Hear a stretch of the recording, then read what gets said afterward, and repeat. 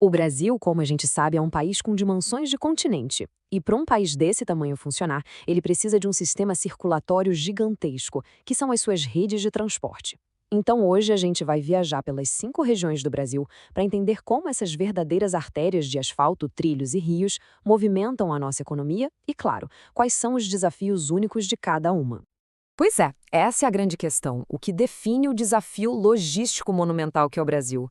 E a resposta, bom, ela não é uma solução única.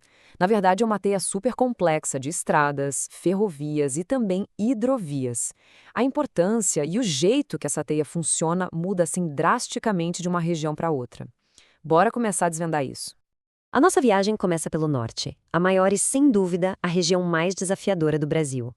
Porque aqui, a logística não é definida exatamente pelo homem, mas pela natureza, pela imensa floresta amazônica.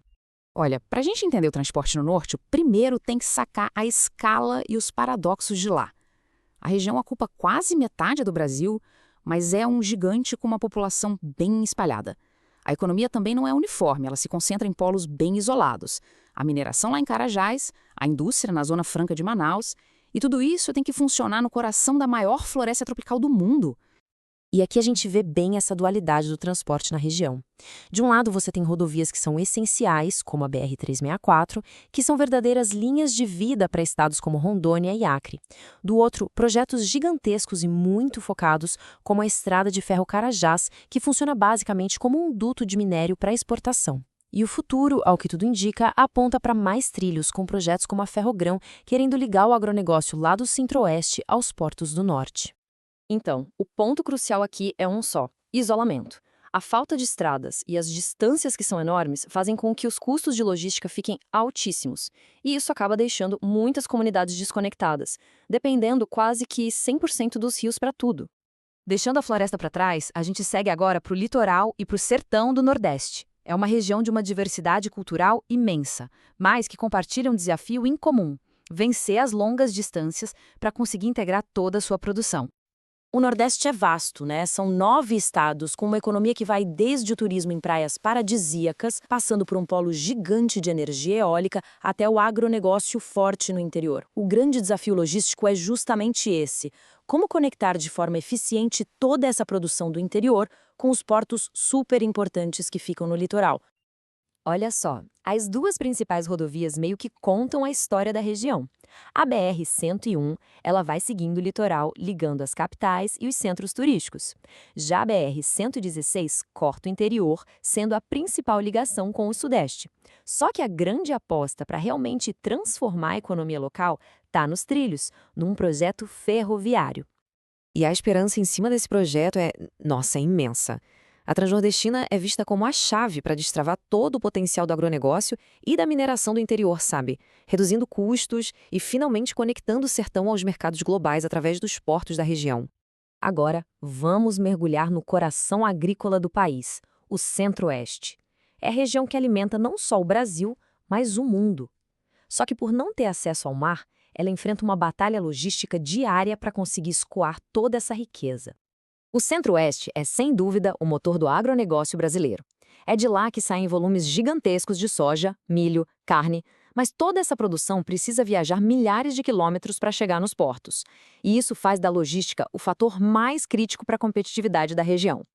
A estratégia de logística da região é bem clara. A BR-163, que ficou conhecida como a Rodovia da Soja, é a espinha dorsal rodoviária, levando a produção para os portos do norte. Em paralelo, a Ferrovia Norte-Sul funciona como uma artéria de aço, oferecendo uma alternativa crucial para os portos tanto do norte quanto do sudeste. E o objetivo de projetos futuros, como a FICO, é justamente expandir essa malha para baratear o frete e aumentar a eficiência. E esse número aí na tela, 4.057 quilômetros. Sabe o que é isso? É o comprimento total da BR-163. Para se ter uma ideia, é mais do que a distância de Lisboa até Moscou. Agora imagina a jornada que a nossa produção agrícola faz em cima de caminhões. Essa distância toda só reforça a urgência de ter modais mais eficientes, como as ferrovias, para a competitividade do nosso agro. Chegamos ao motor econômico do Brasil, o Sudeste. A região mais populosa, mais rica, onde a rede de transporte é mais densa do país, mas também é que opera sob a maior pressão que se pode imaginar.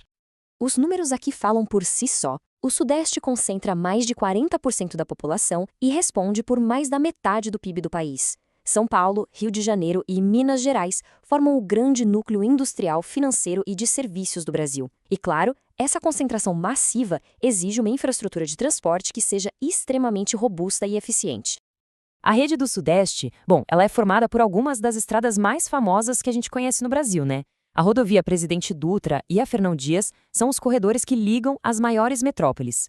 Já no lado ferroviário, a estrada de ferro Vitória-Minas é um exemplo de eficiência no transporte de minério, enquanto a malha da FCA tece uma conexão vital com as outras regiões produtoras do país. E o paradoxo do Sudeste é justamente este. A região tem a infraestrutura mais desenvolvida do país, mas ela opera no limite. O congestionamento nas estradas e nos acessos aos portos, como o de Santos, gera custos logísticos altíssimos e gargalos que acabam afetando a economia brasileira inteira. A nossa jornada termina no Sul, a região que é conhecida pela economia diversificada, pelo alto índice de desenvolvimento e por ser a principal porta de entrada do Brasil para o Mercosul. O Sul, por sua vez, se destaca pela sua organização e por uma economia bem diversificada, que equilibra um agronegócio de ponta, uma indústria forte e polos de tecnologia. Além disso, a sua posição geográfica transforma a região num hub logístico fundamental para o nosso comércio com os países vizinhos do Mercosul. E a grande força do Sul está exatamente na sua eficiência como hub logístico. A região consegue combinar uma malha de rodovias bem estruturada com portos de altíssima capacidade, como Paranaguá e Itajaí. Isso permite que não só a produção local, mas também parte da safra que vem do Centro-Oeste se descoada para o mundo de forma competitiva. O principal desafio por lá, no entanto, continua sendo a forte dependência das rodovias. Então, se a gente olhar para o mapa completo agora, dá para resumir bem os desafios de cada um. O Norte luta contra o isolamento. O Nordeste e o Centro-Oeste, por sua vez, apostam tudo nas ferrovias para se tornarem mais competitivos.